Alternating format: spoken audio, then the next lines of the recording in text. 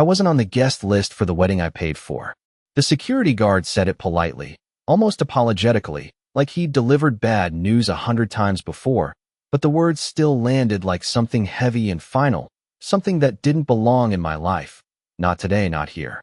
I stood there for a moment, just outside the white archway wrapped in fresh roses, staring past him into a room filled with soft music, crystal glasses, and people dressed for a celebration I had funded down to the last detail. My name is Margaret Collins. I'm 67 years old, and every centerpiece inside that ballroom, every linen tablecloth, every carefully arranged flower had been paid for with money I had saved over a lifetime. $75,000. That was the number my daughter had asked for, her voice sweet and hopeful on the phone 3 months ago, telling me how this wedding would be the most important day of her life. And I had believed her. I had believed everything she said. There must be a mistake, I told the young man at the entrance, keeping my voice calm, steady, the way I always had when things didn't feel right.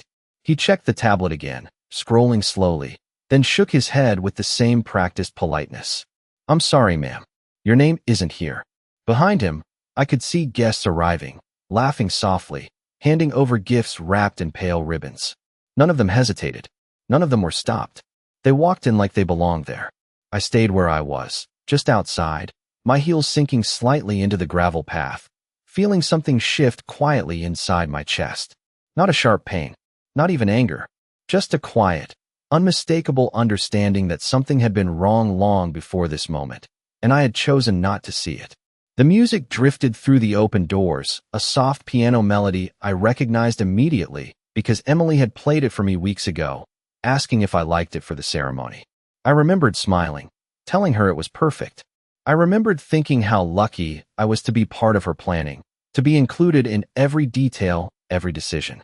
I remembered how she had sat across from me at my kitchen table, her hands wrapped around a cup of coffee, explaining how expensive weddings had become, how she wanted something elegant but simple, something meaningful.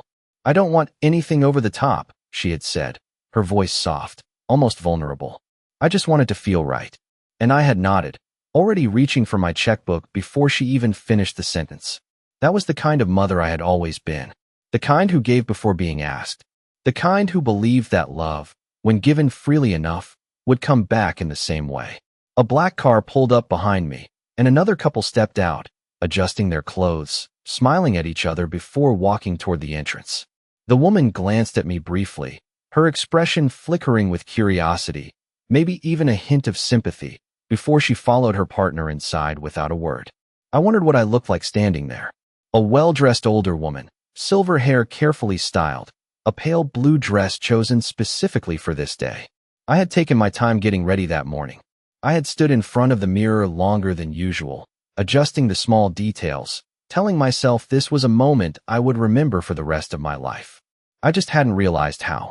Are you sure you're in the right place? The guard asked gently, as if giving me a way out, an explanation that didn't involve something more deliberate. I looked at him, then past him again, my eyes landing on the long table just inside the entrance where name cards were arranged in neat rows. I could see them from where I stood, small white cards with elegant lettering, each one marking a place at a table I had helped pay for. I didn't need to walk closer to know mine wasn't there. I could feel it in the same quiet way I had felt everything else over the past few weeks. The shorter phone calls, the vague answers, the way Emily had stopped sharing details, stopped asking for my opinion, stopped calling me mom with the same warmth she used to. It hadn't happened all at once. It never does. It happens in small, almost invisible steps, the kind you explain away because you don't want to believe what they might mean. I smoothed my hands over the front of my dress, a simple, unconscious gesture, then gave the guard a small, polite smile. No, I said quietly. I'm exactly where I'm supposed to be. And for the first time since I arrived, I stopped trying to walk forward. Instead, I stood there, just outside the door to a celebration built on my generosity, and let the truth settle into place with a calm that surprised even me. Because the real shock wasn't that I wasn't invited. The real shock was that somewhere along the way, my daughter had decided I didn't belong. I did not argue with the guard. I did not raise my voice or demand to speak to anyone inside. I simply stepped back from the entrance and moved to the side of the walkway, out of the path of arriving guests, as if I were just another bystander who had come too early or too late. The late afternoon sun was beginning to dip lower, casting a warm glow over the venue, the kind of soft golden light that photographers love because it makes everything look more beautiful than it really is. I noticed details I might have missed if I had walked straight inside. The white drapery tied carefully around the pillars, the string lights woven through the trees, the faint scent of fresh roses carried by the breeze. Every detail was exactly the way Emily had described it to me. Every detail was something I had helped bring to life. I stood there quietly, my hands folded in front of me, and let the memories come back one by one, not rushed, not overwhelming, just steady and clear. 3 months earlier, my kitchen had been filled with the sound of Emily's laughter as she spread out wedding brochures across the table. She had been excited then, animated in a way I had not seen in years, her eyes bright as she talked about venues, colors, flowers, and guest lists. I remembered how she leaned forward, lowering her voice slightly, as if sharing something important. "I want this day to feel like a dream, Mom," she had said. "Not just for me, but for everyone." I had smiled at her, feeling that familiar warmth that comes from being needed, from being trusted. "Then we will make it a dream," I had told her. And I meant it. At the time, the number had not frightened me. $75,000 was a significant amount, but it was not everything I had. It was savings from years of careful planning, from choosing modest vacations, instead of extravagant ones, from driving the same car longer than I probably should have, from saying no to things so I could say yes when it mattered. And this felt like it mattered. It felt like one of those moments a parent prepares for without even realizing it.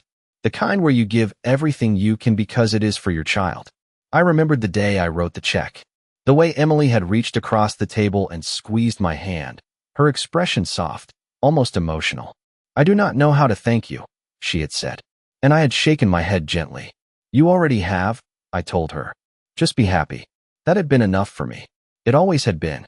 A group of guests passed by me now, their voices low and cheerful, carrying small gift boxes tied with ribbon.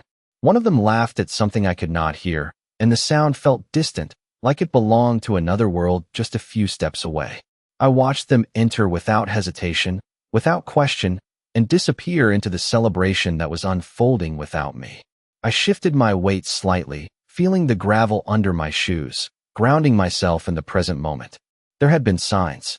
I could see that now with a clarity that only comes after everything has already happened. The phone calls that became shorter, then less frequent. The way Emily stopped asking for my opinion about the seating chart, about the menu, about the music. At first, I told myself she was just busy. Weddings are stressful. There are so many details to manage, so many decisions to make. It was easy to believe that explanation because it was comfortable, because it did not require me to question anything deeper. Then there were the small moments that did not quite fit. The time I asked about the final guest count, and she changed the subject. The time I offered to come with her to a meeting with the venue coordinator, and she said it was already handled. The way her voice sounded on the phone, polite but distant, like she was speaking to someone she respected but no longer felt close to. I had noticed those things, but I had not held on to them. I had let them pass, one by one, choosing to believe in the version of reality that made sense to me. Because the alternative, the idea that my own daughter was slowly creating a space that did not include me, was something I was not ready to face. A breeze lifted the edge of my dress slightly, and I reached down to smooth it again, a small, habitual motion that gave me something to focus on. I looked toward the entrance once more, my eyes lingering on the open doors, on the glimpse of movement and light inside. I could hear the music more clearly now, a gentle melody that floated out into the evening air. Somewhere inside, people were taking their seats, waiting for the ceremony to begin. Somewhere inside, my daughter was preparing to walk down the aisle. And I was standing outside, not because I had chosen to be, but because I had been quietly, deliberately placed here. The realization did not come with a rush of emotion. It came slowly, settling into place with a kind of calm that felt almost unfamiliar. This was not confusion anymore. This was not uncertainty. This was understanding. And understanding, I realized, did not always come with noise. Sometimes it arrived in silence, in the space just outside a door that you once believed would always be open to you. I stayed where I was, just beyond the entrance, long enough for the rhythm of arrivals to blur into something predictable, something almost mechanical, and that was when I saw her. Emily stepped into view just inside the doorway, framed by soft white fabric and warm light, her dress flowing behind her like something out of the magazines she used to leave scattered across my living room. For a moment, I simply looked at her the way any mother would, noticing the details automatically, the way her hair had been styled carefully back from her face, the small earrings I recognized because I had given them to her years ago, the way she held herself with a kind of practiced grace. She looked exactly like the bride she had always imagined being. And yet there was something different, something subtle but unmistakable in the way she scanned the room, not searching, not wondering, just confirming that everything was exactly where she expected it to be. I realized then that she was not looking for me. That thought settled quietly, without drama, without resistance, like a final piece of a puzzle sliding into place.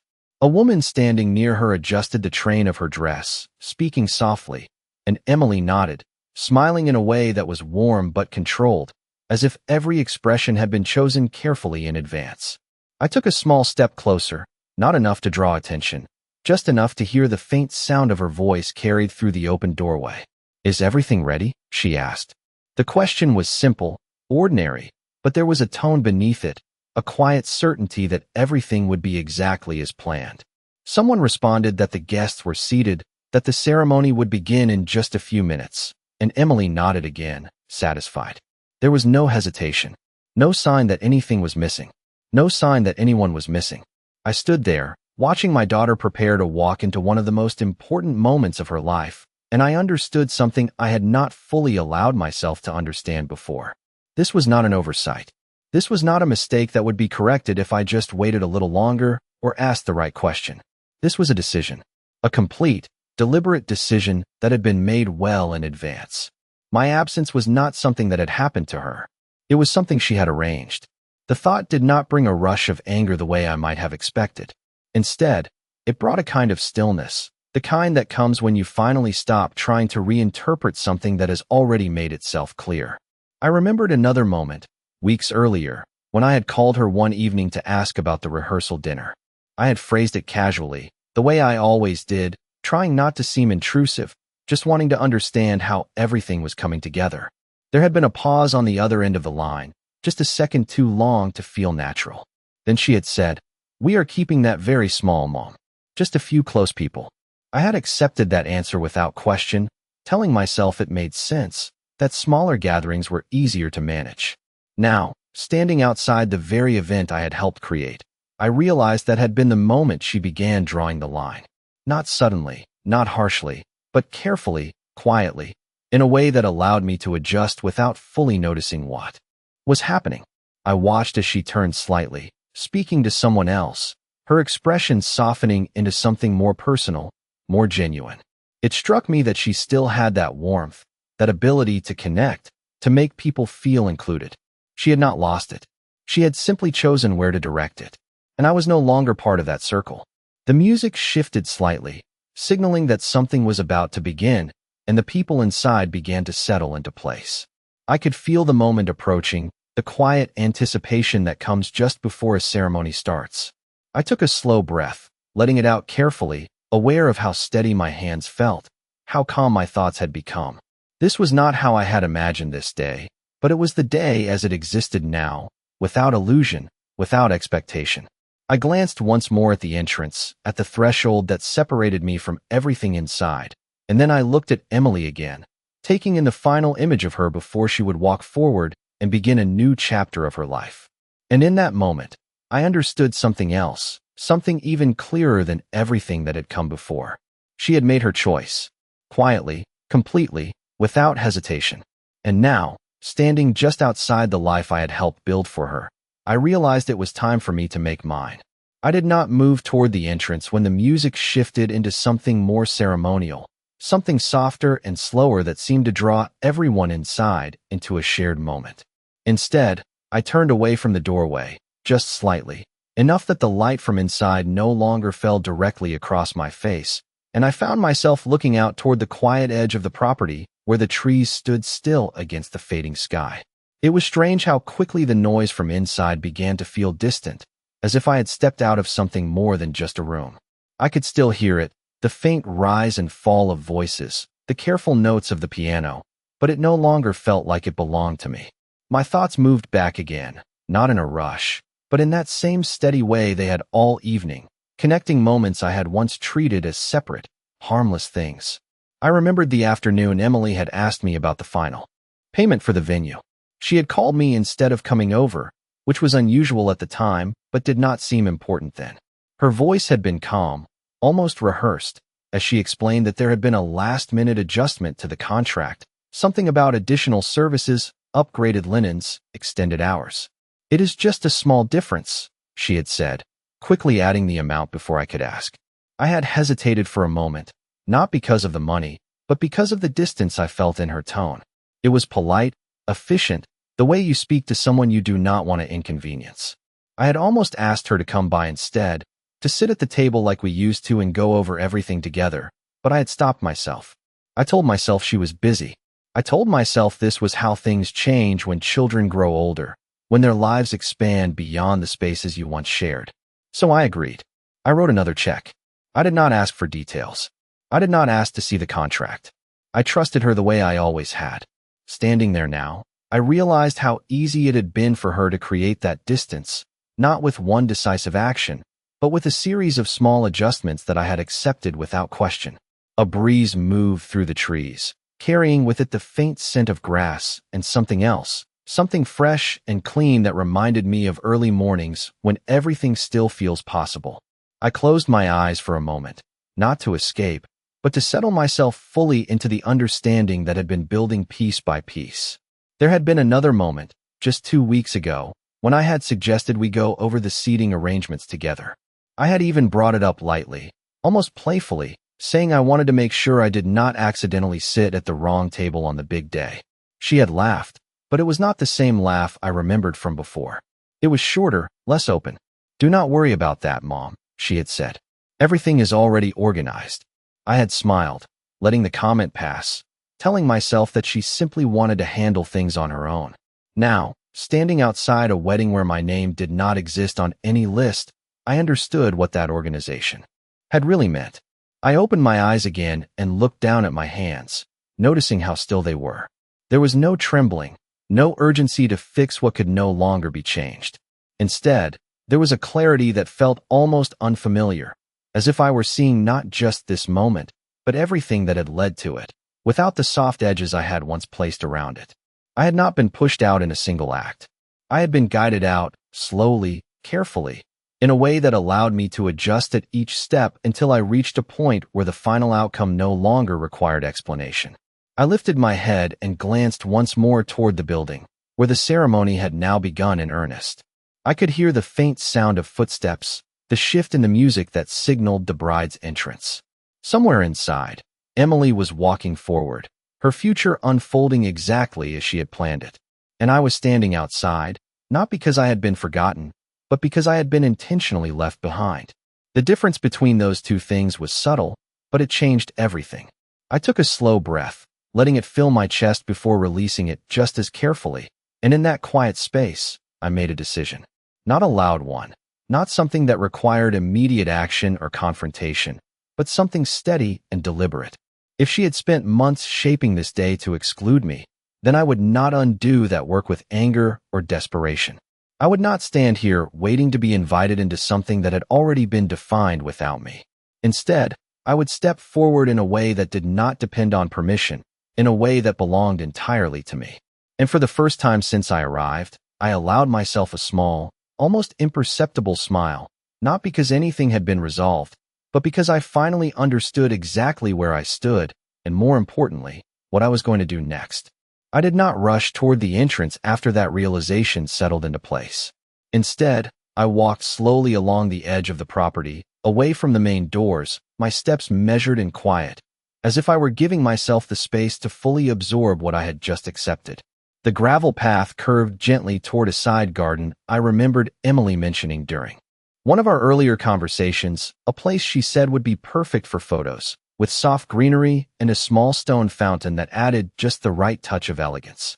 I had nodded when she described it, picturing her standing there in her dress, surrounded by light and laughter, never imagining that I would be seeing it like this, alone, just outside the celebration it was meant to complement. The air felt cooler away from the entrance, the sounds of the ceremony fading into a distant hum that no longer pulled at me the way it had before. I reached the edge of the garden and paused, taking in the carefully arranged details, the trimmed hedges, the subtle lighting hidden among the branches, the way everything had been designed to look effortless while requiring so much unseen effort. It reminded me of something I had not allowed myself to think about until now. Effort is not always visible, and neither is intention. I stood there for a moment, then reached into my purse and pulled out my phone, holding it in my hand without unlocking it right away. There had been a time when I would have called Emily immediately, asked her directly what was happening, given her the chance to explain, to correct what I might have misunderstood. But that time had passed somewhere along the way, replaced by something quieter, something more certain. I did not need an explanation anymore. I already had the truth. Instead of calling her, I scrolled through my contacts and stopped on a name I had not needed in quite some time. Michael Hayes, my attorney. I hesitated for just a second, not out of doubt, but out of recognition that this moment marked a shift, a line that once crossed could not be undone. Then I pressed the call button and lifted the phone to my ear.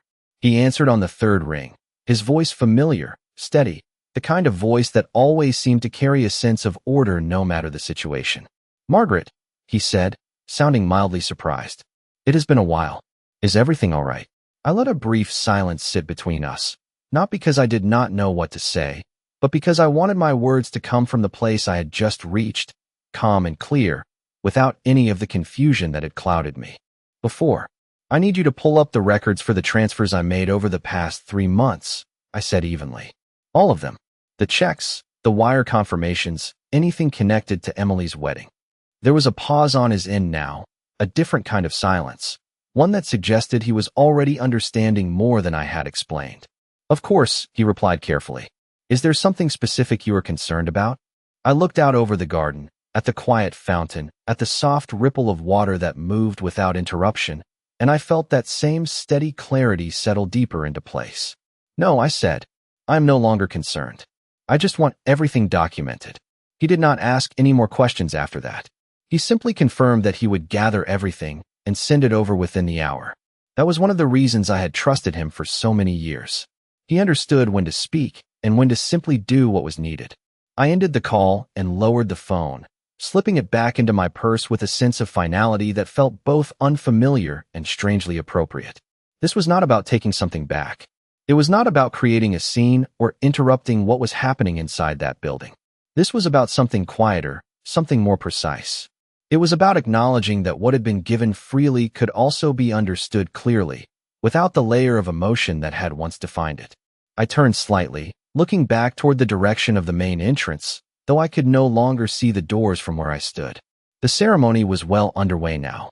I imagined Emily walking down the aisle, her steps measured, her expression composed, surrounded by the life she had chosen to build. And for the first time, I did not feel the pull to be part of that moment in the way I once had. Instead, I felt something else, something steadier. I had spent years believing that my role was to support, to give, to make things easier for her in any way I could. And I had done that, completely, without hesitation.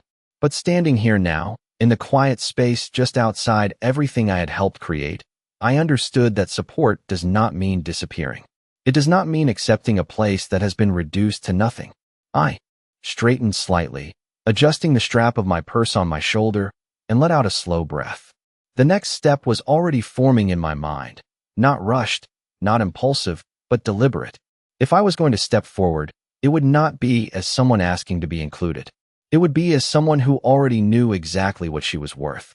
And with that thought settled firmly in place, I turned away from the garden and began walking back toward the front of the venue, not with hesitation, but with a quiet, unmistakable sense of purpose.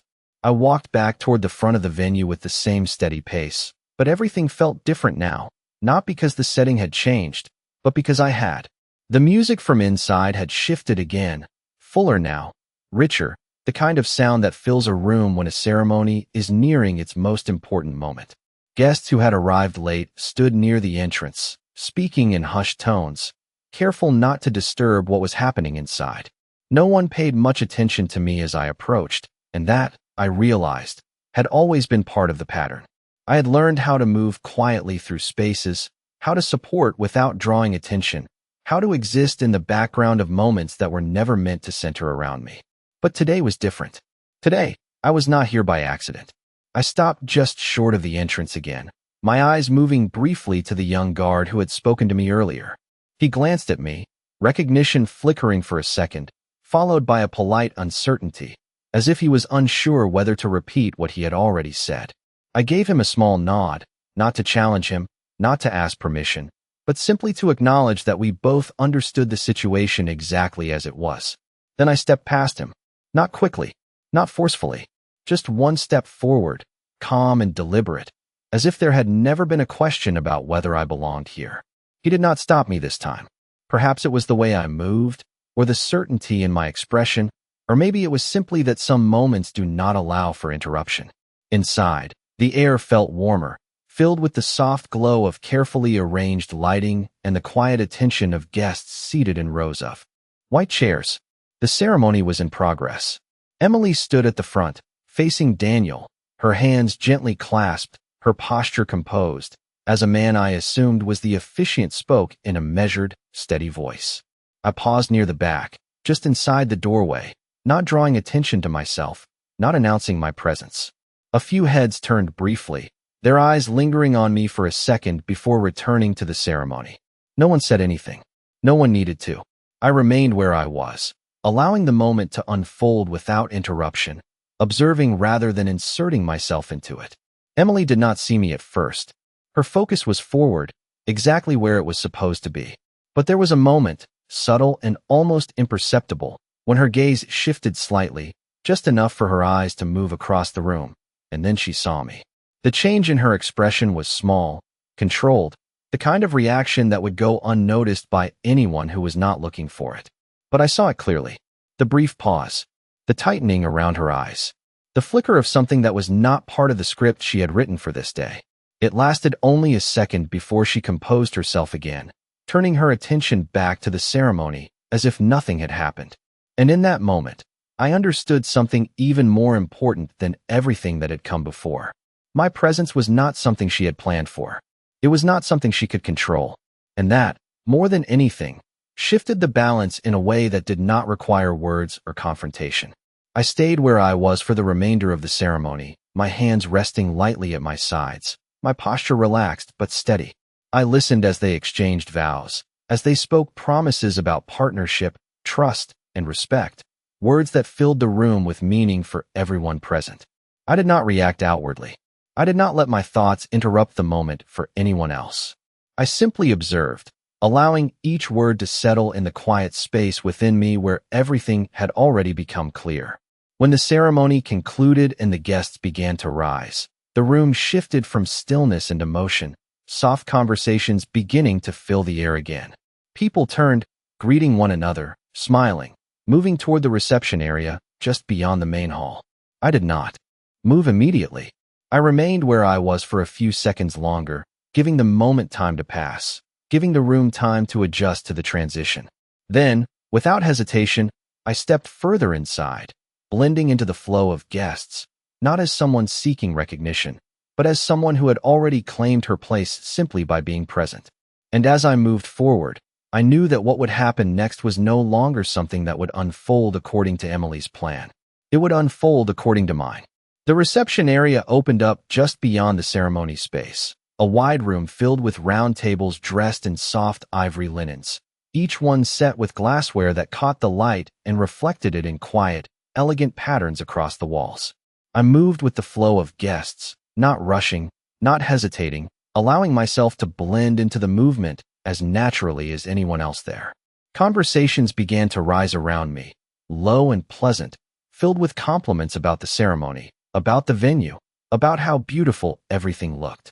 I heard fragments of sentences as I passed by, words like perfect, stunning, unforgettable, and each one felt like a quiet echo of the effort I had put into making this day possible. I did not correct anyone. I did not insert myself into their conversations. I simply listened, observing the way people admired something they believed had come together seamlessly, without ever seeing the foundation beneath it.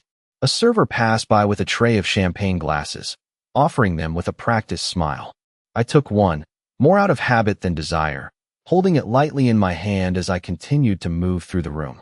The music had shifted again, something softer now, designed to fill the space without overpowering it.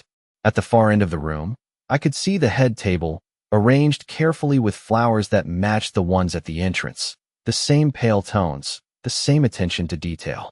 Emily stood nearby, surrounded by a small group of people, her expression composed, her smile steady as she accepted congratulations. From a distance, everything appeared exactly as it should, but I noticed the small things. The way her shoulders held a slight tension, the way her eyes moved more quickly than before, scanning the room, aware of something that had not been part of her plan. She knew I was there, and now she could not pretend otherwise. I took a slow sip from the glass in my hand, letting the moment stretch just long enough for the room to settle into its new rhythm. Then I began to move in her direction, not directly, but gradually, weaving between tables, pausing occasionally as if I were simply another guest taking in the setting. A few people glanced at me, their expressions polite, curious, but none of them stopped me. None of them questioned my presence. In a room like this, confidence often goes unnoticed because it looks like it belongs.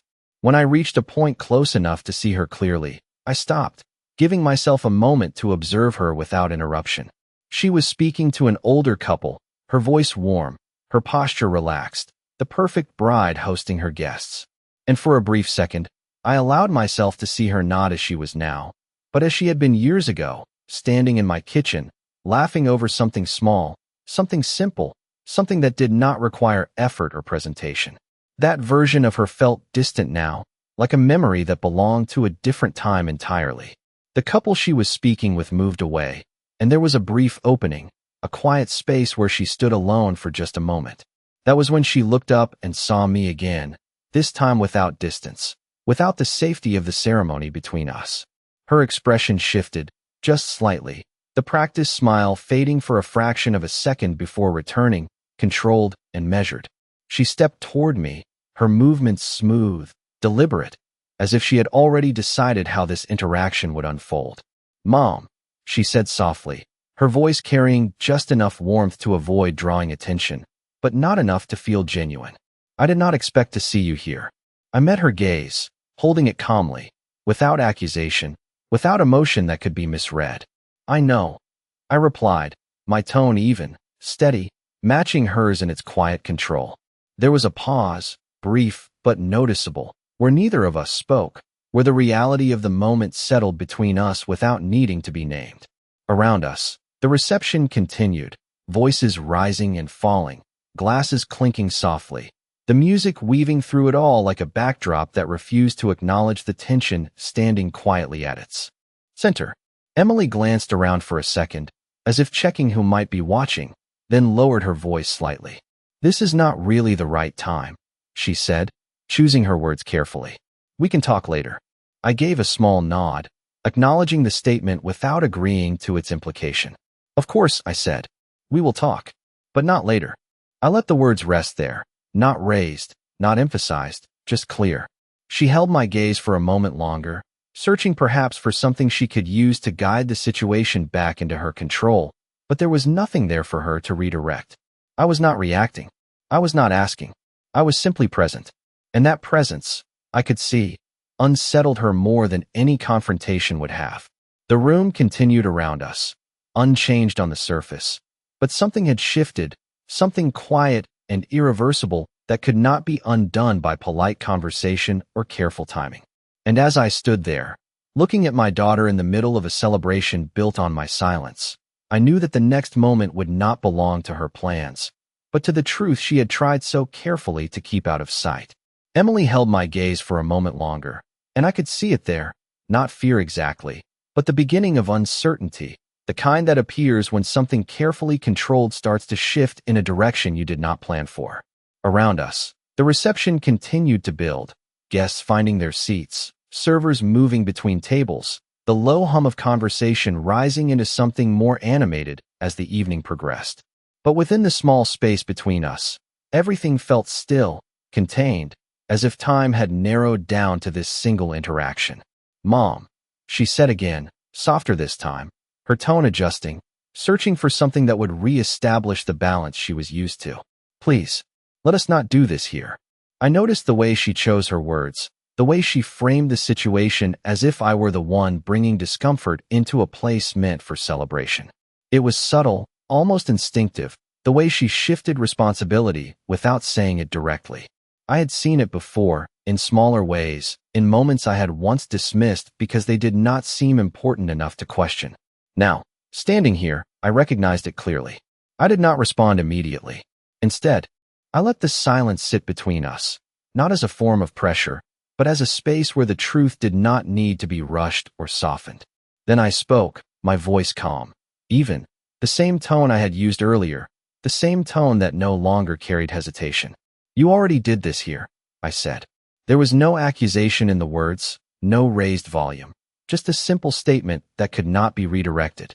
She inhaled slightly, her posture tightening for just a fraction of a second before she relaxed it again, her expression returning to that composed, careful version of herself she had worn throughout the day. "I was going to explain," she said quickly, as if that would restore something that had already been lost.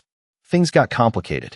There were limits, and Daniel's family had expectations, and we had to make decisions that were not easy." I listened without interrupting, not because I needed to hear the explanation, but because I wanted her to finish, to say everything she had prepared in her mind, everything that would allow her to believe this situation could still be managed. "It was not about you," she added, her voice softening again, reaching for something that sounded reasonable, something that might still be accepted.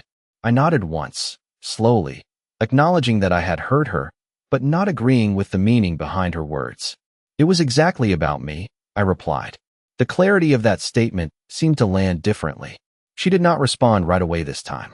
Her eyes held mine, searching again, but this time there was less certainty in them, less control.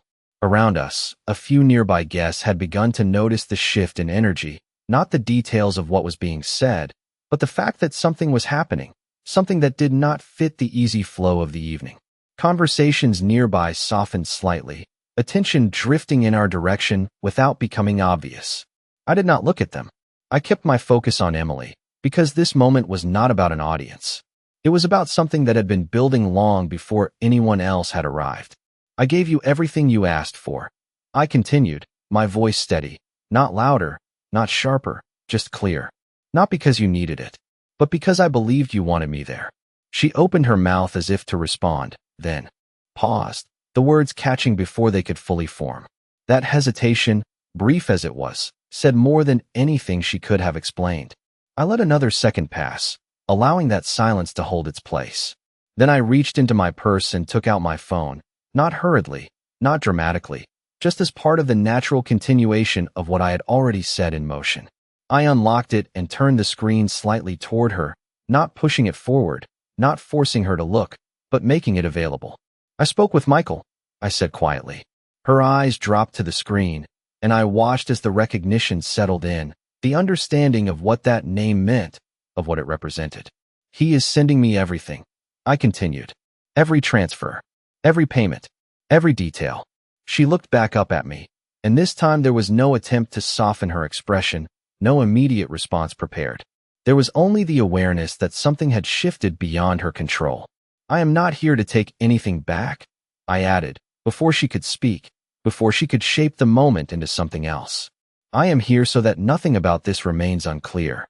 The words were simple, but they carried a finality that did not require emphasis. Around us, the reception continued, the music rising slightly as if to fill the space that had opened between us.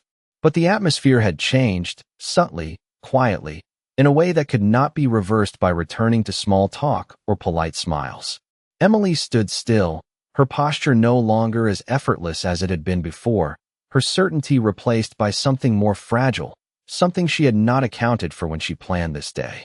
And as I stood there, meeting her gaze without anger, without urgency, I understood that this was the moment she had tried to avoid, the moment where what had been hidden could no longer remain that way. Not because I forced it into the open, but because I chose not to remain outside of it any longer. Emily did not speak right away after that. The space between us held steady, not tense in the way people expect conflict to feel, but quiet, almost suspended, as if everything unnecessary had been stripped away, leaving only what could not be avoided. Around us, the reception continued to move forward, glasses clinking, voices rising. Into laughter again, the music shifting into something lighter, something meant to carry the evening into celebration. But that sound no longer blended into the moment between us. It existed separately, like a distant layer that did not reach where we stood. She glanced briefly to her side, toward the head table, toward the people who had been part of her carefully arranged world for this day, and then back at me. I could see it clearly now, the calculation returning, the instinct to regain control, to reshape the situation into something manageable. "What do you want me to say?" she asked finally, her voice low, controlled, but no longer softened. It was a direct question, but not an open one. It carried the expectation that there was still a version of this conversation she could guide. I considered her for a moment, not searching for an answer, but recognizing the shift in her tone, the subtle movement away from explanation toward negotiation. Then I shook my head slightly. "Nothing," I said. The words settled simply, without weight, without demand. She frowned just slightly, the expression appearing before she could fully contain it. "Nothing," she repeated, as if the answer did not fit within the structure she had prepared. I held her gaze, steady and calm. "You have already said everything," I replied. There was another pause, longer this time, and in it I saw something change, not dramatically, but enough to be felt. The certainty she had carried through the day, the quiet confidence that everything would unfold according to her design, was no longer complete. It had been interrupted, not by a scene, not by raised voices, but by something she could not easily dismiss. Presence, clarity, finality. I reached into my purse again, not for my phone this time, but for a small envelope I had placed there before I left my house that morning. It was simple, unmarked, something that would not draw attention unless it was opened. I held it for a moment, then extended it toward her, not abruptly, not insistently, just enough that she could take it if she chose to.